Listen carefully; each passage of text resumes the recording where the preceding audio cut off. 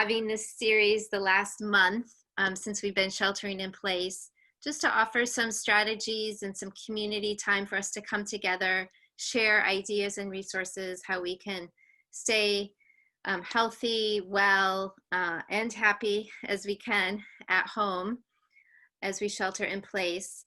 And this is our last series of this semester. My name is Jennifer Daubenmeier, if I haven't met you yet, and I'm one of the faculty in the program. And I'm really happy to announce that Ken Burrows, who is a very long-time faculty in our program, has graciously offered to speak with us today. If you don't know Ken, he's kind of a legend in our program. He's been inspiring students through the decades. He's been a faculty since 1991, educating students in holistic health. He founded the Holistic Health Learning Center on campus, which is really a beloved secret place, open secret on campus where students can come and be themselves and find community. And there's a living library that's been a great resource for the students through the years. He teaches the internship program.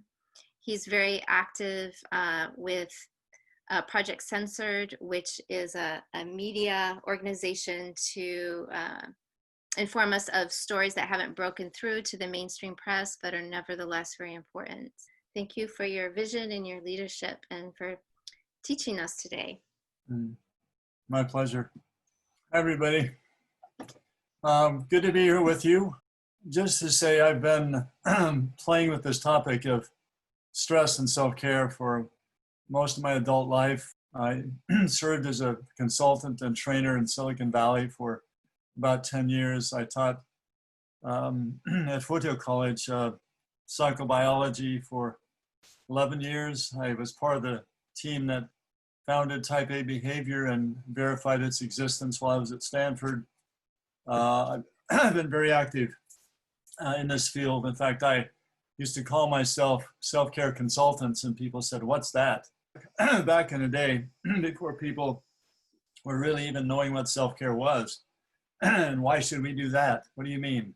Just to get a sense of you thinking about your own purposes, stress, and self-care.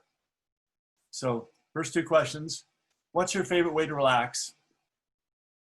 And the second question is, what's your biggest environmental stress? In the world, in your daily life, what stresses you the most? Which environments? So those are the first two questions.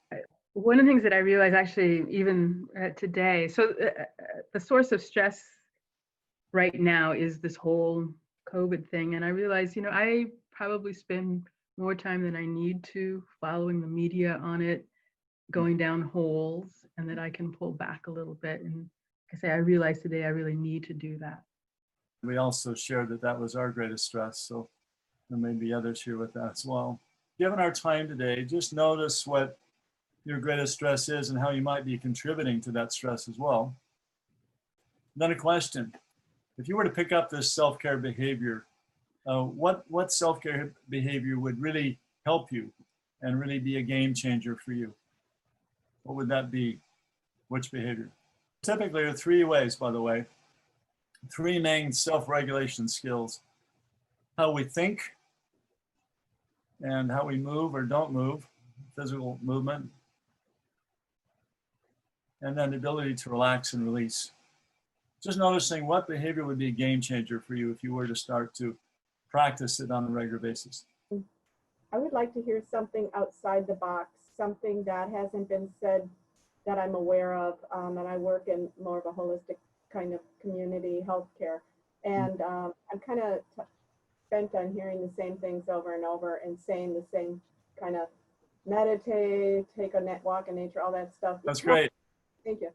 That's great. Absolutely, Louise. Let's see if we can figure a surprise or two in for you.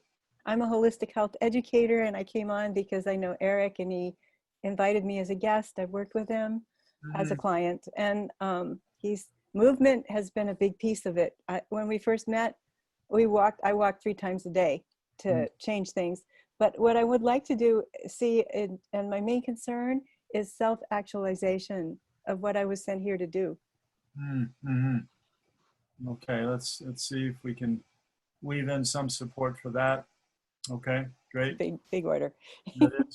That's well, we have 20 minutes. Self-care is really kind of poignant right now and sort of like something that's, I think, I know at least my mind, so ways of improving that. And I think that the takeaway is how to sort of, I don't know, deal with the ambiguity better that's happening around us, you know what I mean? And kind of caring for yourself first, that's, I think, the start. So that's really what drew me to kind of chiming in today. That's great. Got it. I think the biggest thing about dealing with stress is kind of finding the motivation to continue on. Sort of like with self-care is starting and continuing, I think. Especially in these times of uncertainty, it's kind of really confusing. And I often contemplate like, what's my purpose? What's the point of doing all of these things sometimes? So Yeah. It makes a lot of sense. You bet. I just want to add to her thought that for me, I think if we had something or we talked about ideas or tips that were easy to implement, because you don't want to have this be self-care be something that, just another thing that I have to do in my day. It has to feel, fun, and it really has to be freeing and relaxing, because I know sometimes when I've tried to do different things, it ends up being a lot of work, or it just doesn't work out for me, or, and then I get kind of discouraged. So I think the more ideas that we throw out here, I'm sure somebody could find something that they would, that would work for them and would feel easy enough where they could implement it in their day, maybe every day. That's great. That's great, Jill. Thank you. So if I've spent a big part of my life boiling this down, redigesting it, boiling it down again and again. So I would suggest, first of all, that there are two primary things that anyone does in managing our own self-care. One is deepening our awareness of what's going on, of really noticing something you haven't noticed before. So deepening awareness is the first thing we all need to be invested in. There's so much that we don't know, but there's also so much that we don't know. So how do we begin to be in the game with an openness and a mindfulness that will really invite us into the play of things? And the second thing, what are the life skills? And once we've clarified what we want and where we're going, that purpose you were alluding to, Samantha, once you've clarified those values, then how do I get the skills to help me get there, right? So identify your problems, your issues, your concerns, and then what are the life skills that will help me reach my goals and my purpose? So I would suggest that there are two sets of life skills, and then we'll jump into playing with these and looking a little more closely. Movement. Each of these will have a subset of 4 different types of experience. Let me up the size so it might be a little bit easier to read. A little better. So in mind, body, health, regulating yourself, these are things only you can do for yourself. Nobody else can do them. So these 4 kinds of movement. Aerobic conditioning has got lots of good press, structural strengthening, flexibility conditioning, and then putting them all together in some coordinated fashion. So maybe it's not movement for you. Maybe it's more about relaxation and release. Well, here, most people don't even know what is it to actually relax deeply and fully. And I would suggest it has to do with these 4 aspects. And our very ways of coping might be that we're less likely to be skillful at one of these 4 than others. So if you're a person that tends to be worrying a lot, as an example, if you're a worrier and that's how you cope, then meditation is that's not the place to start when you're relaxing. So finding an element that is somewhat easy for you, as you were saying, Jill, that you can slip into without too much effort, and then you begin relaxing those other aspects of yourself. Let's say stretching is useful for some of you. It's easy for you to do, and invites you into quieting your mind. And after your mind is quieting, you'll notice your breath is deepening. So the practice of all four of these, and by the way, the vascular, these are vascular muscles or smooth muscles, they're within your arteries. So learning how to relax your arteries means there's an indirect accumulation of heat in the periphery of your body. So if you tend to get cool when you're stressed, this is the reversal of that. So it has to do with it also affects the viscera, the digestive organs as well. So first noticing how it is you cope and how your stress shows up. If it shows up as tension, then you need to be relaxing skeletal muscles more over time. If it shows up as a racing mind, then of course, eventually quieting that mind will be part of your relaxation practice. So noticing what is most challenging and noticing also a gateway that allows you to enter that system of change that will over time allow you to relax that mind, deepen that breath, relax those skeletal muscles or whatever else follows that first or second step. And then the third area is cognition. First thing, this is not just for you, Samantha, it's for everybody. Clarifying your values is probably, I would say, the most important thing you can do to manage your stress. What are your priorities? What's really up for you what's most important to you? Once you have your yeses in place, then your nos are much easier. You can't really say no. Many of us are trying to manage time or manage the environment without being fully clear about what our values are. And that just means that your environment will be laying more and more for you to do. So getting clear about what you value is, and those priorities is essential to manage stress. And then of course, right thinking includes both critical thought, but also with that comes emotional hygiene, changing our thinking so that we're not causing overcare in particular, excessive fear, anger, or worry. That every emotion is appropriate when used in the right place and the right time. But we also need to balance critical thinking with creative thinking, being really open to the images, the dreams, and the intuitive sense of our mind and body system. And then also, if you're willing to learn how to coordinate between mind and body, that sense of mind-body modulation that we call hypnosis, that sense of really being able to be in a trance state, but also have some way of managing yourself in a physical way through your mental focus. So these are three skills that are really essential to all of us. What I call personal care. You can see the larger. But there's also a second set of skills. Oh, by the way, the personal care also includes really opening up to peak experiences. So Blessing, you were talking about self-actualization. So did you know that Maslow actually changed the need hierarchy before he died? Yeah, that the need hierarchy did not end in self-actualization or self-realization. The top rung, this is just before he passed away, about 4 years, he amended it, the top rung is self-transcendence. So, and I find it quite fascinating that you have to develop a self before you can transcend it, right? So most of that need hierarchy is about finding that self and then also finding you fit in the larger matrix. And the peak experiences that Maslow referred to, those unitive or transcendent experiences, but also the losses and wounds of life, when we can make them sacred, when we can actually have them be sacralized, we can learn from either an ego death or something that transcends the ego. Either way, we can have spiritual experience. And as the Buddhists say, the three gems of Buddhism, there's that Buddha nature in you when you tap into it, the part of you that doesn't lie to you, that doesn't bullshit you. And that Buddha nature, the other two gems are the Dharma, the path of truth that you found for yourself.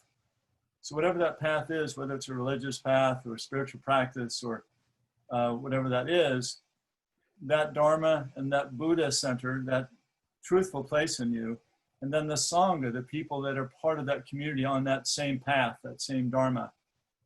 So gathering those for daily practice, and then as one can, using the wounds and the peak experiences of life to step out of the domination of a conditioned mind, right? So I find these 4 practices are all any of us can do from the personal end, and we get better and better at each of these 4. That's the hope. But there's also a second set of practices, what I call partners in care. And this has to do with developing social and emotional exchange with others, which is part of our challenge right now. We're very limited during this pandemic in our ability to do this. And there are people actually dying without the ability of their relatives to meet them and to be with them in a hospital setting or wherever they may be. So we're very much challenged in this partners in care place right now. We're told we need to have social distance, when in fact it's physical distance we're talking about, not social distance. Everyone knows that. And we're having, though, with it, a social distance that's built in, and that's it's hard on everyone. Social support is probably the best thing we can develop for our own health.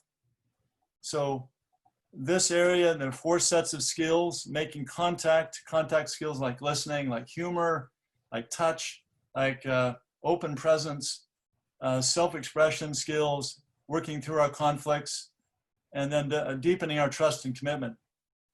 And as we deepen trust and commitment, our contact deepens, our expression deepens, and so on.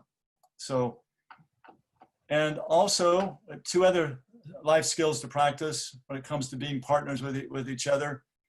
Of course, the food and nutrition we take in, our interaction with the environment that way, time in nature, which is one of the things that's truly serving us during this pandemic, maybe one of the few things that are keeping many of us together.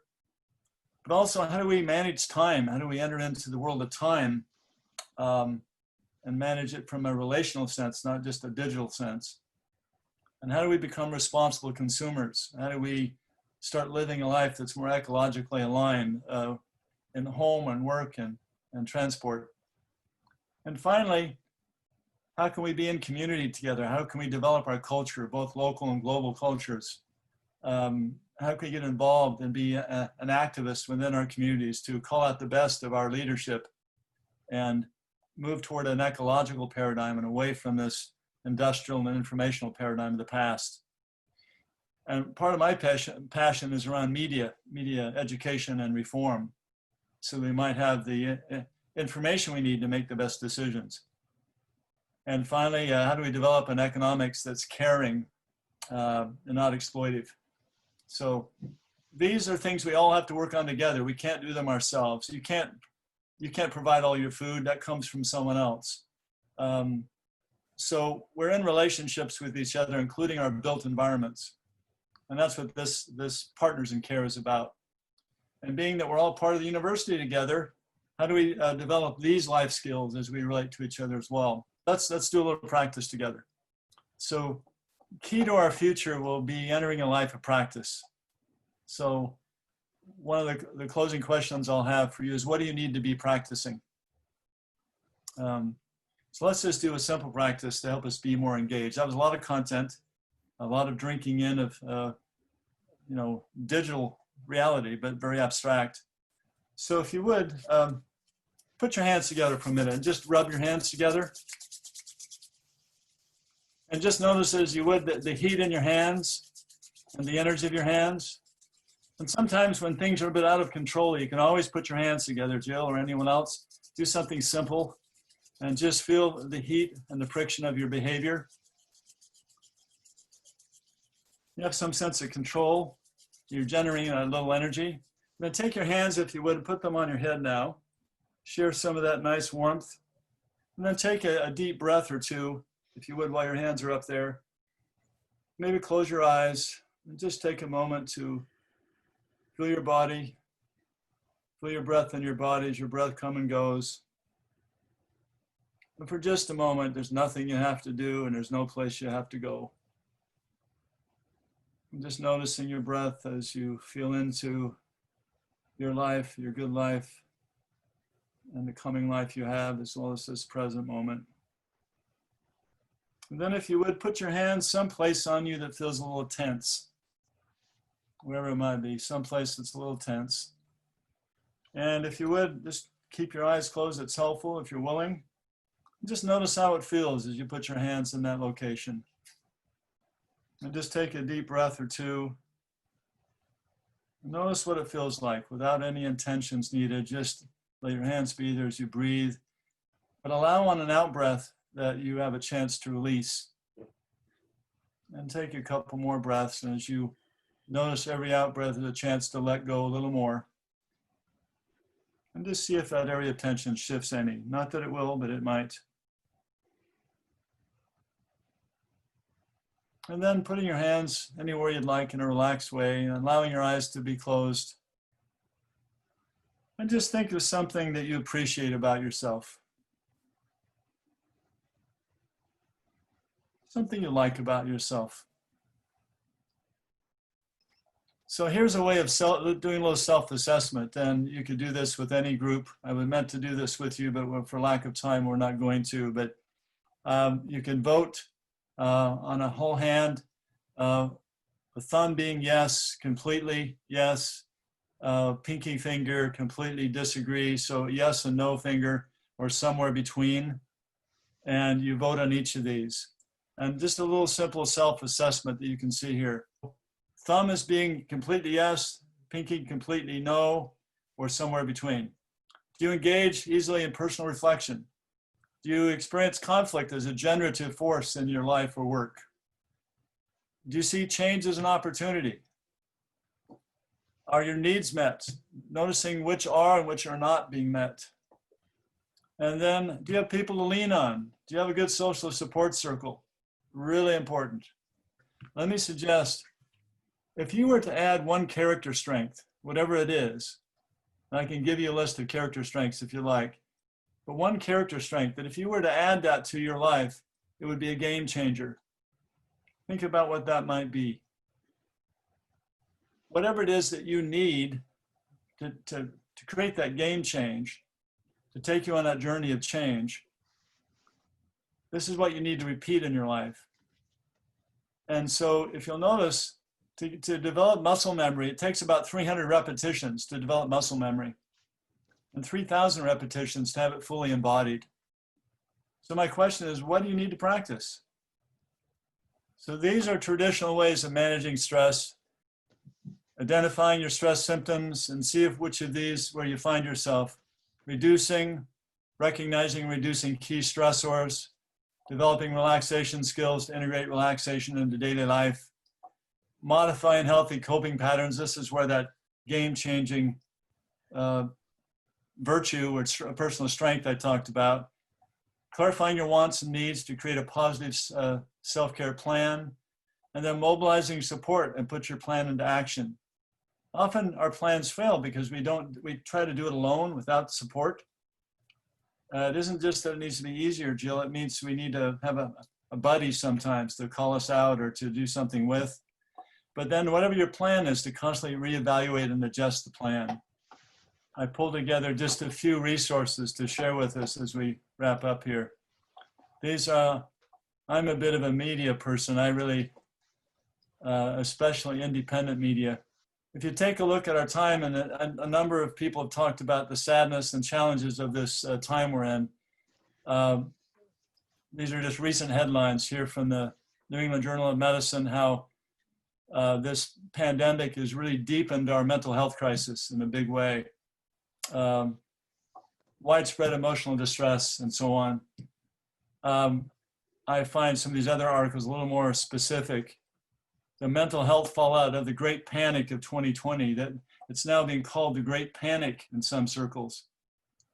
And that the increasing fear, isolation, and depression are among the outcomes that computer modelers are not even including in the process.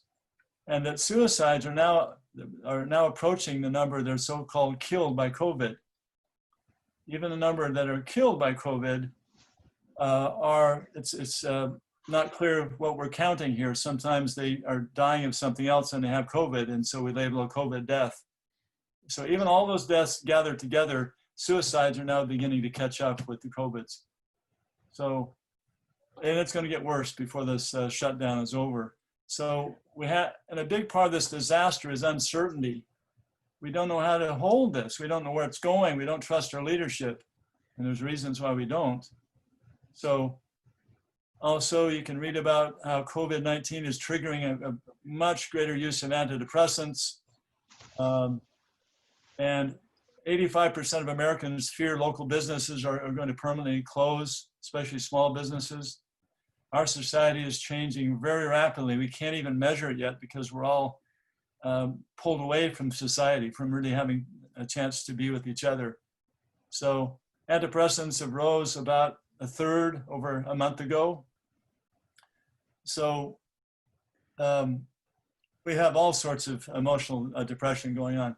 Meanwhile, we get our, and this is just one recent one, we get our media sources now censoring us in ways that are really rather obscene. I know we just held a big conference on campus, and because the word COVID-19 was in the title of an interview we gave, and there was nothing in the title having to do about COVID, that was dropped and people couldn't listen to it. So it's all happening through algorithms and bots, and it's happening very quickly. So things that are often very important are being taken down and being censored, literally. This is Twitter's response, and these technocrats are really, they're censoring more and more. If you're not in the official line with WHO and CDC in that narrative, and even if you are, sometimes you're taken down. So we're also hearing things from our elites, our medical elites, about wearing face masks is one example. Yet increasingly, here's a couple of articles on how face masks are beginning to pose risks or becoming a risk factor for the healthy and for medical workers. So the whole article is about how that's causing risk. It's about carbon dioxide accumulation, blood oxygenation going down, immunity going down. I've seen people exercising in these masks. It's ridiculous. You should be outside without a mask, right? Fresh air is really essential to a healthy immune system. Where are all the healthy immune articles in our papers so that we stay healthy? Where are those articles instead of just staying at 6 feet distance? You know, so most of the fear is about the virus, not about how we can really improve our lives and our health. The media is not ours right now. So there's much more to say about this, but I would highly suggest that you start using independent media much more and find resources that are trustworthy. I'm with ProjectCensor.org. It's a collection of about 20 universities and colleges across the country that are trying to get people aware of how we're not getting the news we need increasingly. So it's hard to manage our lives effectively when we're getting poor information. And when the leaders of our institutions are relying on the information, sometimes it's highly inaccurate. So back to that question of what is it you need to practice? Yes, indeed. Yeah, more than just that, because I want to get more honest with myself. And for me, that's what I find. I just need to deepen my my commitment to my own self-dialogue, and that takes some intention, you know. So I feel like this summer I'm going to do that. I feel ready to do that. Yeah. I feel like the exercise is the only thing keeping me sane. I've been hanging out with. What was that? Yeah. I say I've had too much nonsense knocking around in my head as well, so I want to get rid of some of that. Yeah. Clear out the cobwebs. Yeah, yeah. I think getting physical is going to help with that too. I think mental health and physical health sort of line up and they support each other, you know? Yep. Yeah. Real good to see you, always good.